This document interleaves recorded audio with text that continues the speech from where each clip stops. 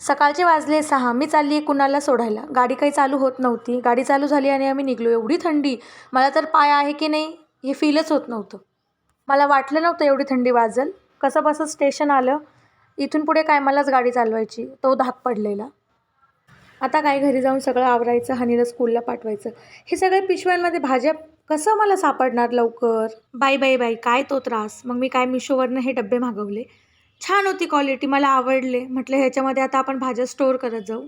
आमच्या इकडे आज भाजी मंडी भरत असते. मग काय हा सगळा भाजीपाला आणला आणि म्हटलं चला ह्या डब्यांचा शुभारंभ करून टाकावं. पावशेर भाज्या बसतील एवढं सफिशियंट आहे फक्त. मग काय बरं आहे नसल्यापेक्षा.